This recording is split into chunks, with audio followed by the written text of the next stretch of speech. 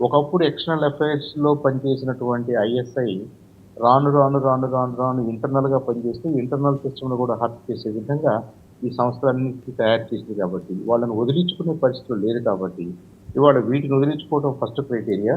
At the same time వాళ్ళకున్నటువంటి geographical అడ్వాంటేజెస్‌ని బట్టి, డిసడ్వాంటేజెస్‌ని బట్టి వాళ్ళ ఓన్ గవర్నమెంట్స్‌ని ఏర్పాటు చేసుకోవాలని చెప్పేసి బయటేస్తున్న వాళ్ళు అడుగుతున్నారు.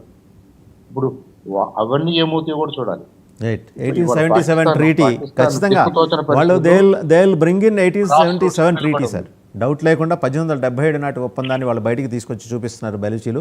మళ్ళీ మీ దగ్గరకు వస్తాను సార్. ఒకసారి విద్యాసాగర్ గారి దగ్గరికి వెళ్దాం. విద్యాసాగర్ గారు, జియో పొలిటికల్ అఫైర్స్ని క్షుణ్ణంగా అధ్యయనం చేస్తున్న విశ్లేషకులుగా ఈరోజు జరుగుతున్న పరిణామాలు మీరు ఎలా చూస్తున్నారు? గ్వాదర్ పోర్టుని దయచేసి వదిలేయండి, దాని జోలికి రామాకండి. అది అభ్యర్థన, విన్నపమా, బెదిరింప, హెచ్చరిక, ఎలా చూడాలి దాన్ని? గుడ్ మార్నింగ్ అండి. మీకు అట్లాగే పెద్దలు సాంబశివరావు గారికి నా నమస్కారం. గ్వాదర్ పోర్టు ఇండియాకి ఏం సంబంధం ఉండదు. అది బలూచులు చూసుకుంటారు. Gwadar port located Balochistan.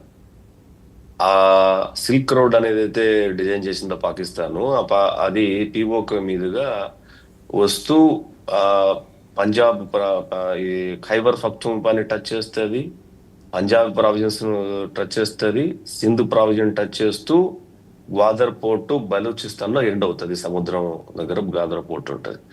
So అక్కడ ఒక సముద్రమే కాదు, ఇంటర్నేషనల్ ఎయిర్పోర్ట్ ఉంది. ఇంటర్నేషనల్ ఎయిర్పోర్ట్ కట్టింది కూడా 3-4 ఏళ్ళు అయింది. ఇంతవరకు ఒక ఫ్లైట్ దిగలేదు, ఒక ఫ్లైట్ ఎక్కలేదు.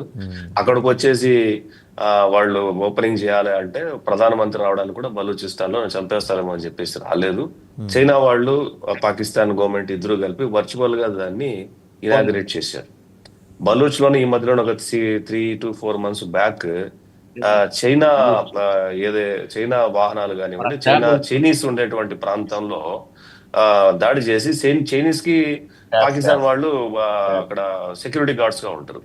సో అక్కడ దాని మీద దాడి చేస్తే పాకిస్తాన్ సైనికులు 50 మందిని, దాదాపు 16 మంది చైనీస్ ను బలూచిస్తాన్ వాళ్ళు చంపేశారు. సో ఇక్కడ ఇండియాకు గ్వాదర్ పోర్టుకి ఎటువంటి సంబంధం లేదు. బలూచులు దాని సంగతి చూసుకుంటారు. కాబట్టి చైనా వాళ్ళు ఏదైనా బలూచులతో మాట్లాడుకోవాలి తప్ప ఇండియాతో మాట్లాడేది ఏముండదు.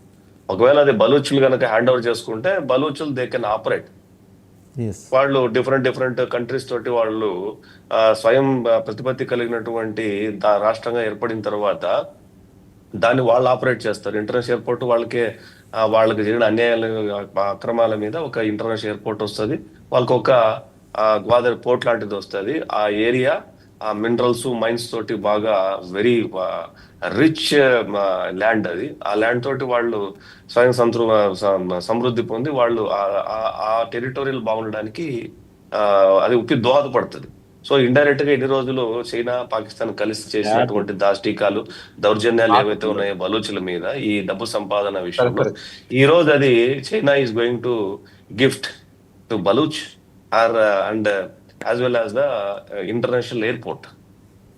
ఓకే, బలూచులకి వాళ్ళు ఒక బహుమతిగా ఇచ్చేయాల్సిన 2 బహుమతులు, ఒకటి port, sea port, 2 international airport. ఈ 2 బలూచులకి ఇచ్చి దండం పెట్టి వెళ్ళిపోవాలి అక్కడి నుంచి. ఎందుకంటే బలూచి కమాండర్ మన మధ్య కూడా మనం వీడియో చూసాం. ఆయన ఎవడి అనుమతి తీసుకొని మా ప్రాంతంలో మీరు ఇష్టారాజ్యంగా వ్యవహరిస్తున్నారని చైనా ప్రీమియర్ జీపింగ్ పేరు ప్రస్తావన చేసి మరి హెచ్చరించాడు. యాజ్ వెల్ పాకిస్తాన్కి దమ్ము లేదండి, as you rightly said. Pakistan prime minister కాదు కదా, పాకిస్తాన్ మినిస్టర్లు, పాకిస్తాన్ సివిలియన్స్ కూడా వెళ్ళడానికి నిన్న రాత్రి పాకిస్తాన్ నిన్న రాత్రి అంటే మనకు వచ్చినటువంటి వార్త. బట్ నిన్న ఈవినింగ్ బలూచ్ ఏ ప్రాంతంలో మిలిటరీ వాళ్ళు వాహనాలు వెళ్ళేటప్పుడు దగ్గర 26 మిలిటరీ ట్రక్కులు పేల్చేశారు. అవును, ఆ వీడియో రీసెంట్ గా రిలీజ్ బయటకు వచ్చింది. 26 ట్రక్కులు నిన్న మధ్యాహ్నమే. సో అక్కడ కనీసం పాకిస్తాన్ మిలిటరీ బలూచ్ లో అడుగు పెట్టే పరిస్థితి లేదు. నిన్న రాత్రి క్వెట్టా మీద బలూచులు దాడి చేశారు. పోస్ట్ మిడ్ నైట్ తర్వాత క్వెట్టా మీద దాడి చేశారు. క్వెట్టా అనేది బలూచ్ కి రాజధాని. సో అక్కడ పాకిస్తాన్ అక్కడ ఒక కంటోన్మెంట్ ఉంది. క్వెట్టాలో పాకిస్తాన్ ఒక కంటోన్మెంట్ ఉంది. పాకిస్తాన్ లో మొత్తం 13 మిలిటరీ కంటోన్మెంట్స్ ఉంటాయి. బలూచ్ లో 2, దాంట్లో పెద్దది వచ్చింది క్వెట్టాలో ఉంటది.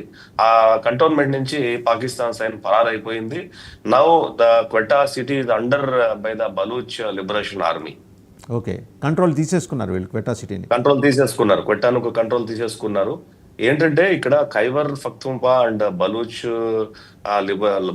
ఈ ఏరియాలో వెరీ లిబరల్ ఇస్లామిక్ మెంటాలిటీస్ ఉన్నటువంటి వాళ్ళు అటు సున్నీలు కాదు, ఇటు షియాలు కాదు. ఇక్కడ బలూచ్ అనే తెగ, బట్ దే ఫాలోస్ ఇస్లాం. ఇక్కడ ఖైబర్ పఖ్తూన్ఖ్వా వచ్చేసరికి పఖ్తూన్ అనే తెగ ఒకటి ఉంటుంది. That there also belongs to Muslims but not Sunnis or Shias. అందువల్లే సియా ఎక్కువ షియాలు ఎక్కువ ఉన్నటువంటి సునీలు ఎక్కువ ఉన్నటువంటి పాకిస్తాన్ లో వీళ్ళని గిరిజన తెగలుగా చూస్తారనమాట. అంటే అంటరాని వాళ్ళుగా చూస్తారు. చూడటం వల్ల వచ్చినటువంటి పోరాటంతో ఏర్పడినటువంటి గొరిల్ల దళాలే Balochistan liberation army and Khyber Pakhtunkhwa. ఇప్పుడు మీరు వినే ఉంటారు టీటీపీ, తాలిబాన్ తెహ్రీకే పాకిస్తాన్ అనే దాని మీద. సో ఈ రెండు. సార్ విద్యాసాగర్ గారు, ఇక్కడ నాదొక డౌట్. ఆ TTP is somewhat inclined towards Afghanistan అని అంటున్నారు, నిజమేనా? కొద్దిగా వాళ్ళు అక్కడి నుంచి తాలిబాన్ నుంచి పుట్టిందే టీటీపీ. సో అది కొద్దిగా డేంజర్ ఆర్గనైజేషన్. టీటీపీ కంప్లీట్ గా షరియా చట్టం అమలు అవ్వాలన్న దీని మీద చేస్తున్నట్టుంది. దానికి మనం సపోర్ట్ చేయలేం. బట్ బలూచ్ అనేది నిజంగానే వాళ్ళు చాలా liberal and they are very progressive. వాళ్ళు చాలా అడ్వాన్స్డ్ నాలెడ్జ్ తో ఉంటారు బలూచ్లంతా కూడా. వాళ్ళు కెనడా, అమెరికా, యూరోప్ లో సెటిల్ అయి ఉన్నారు.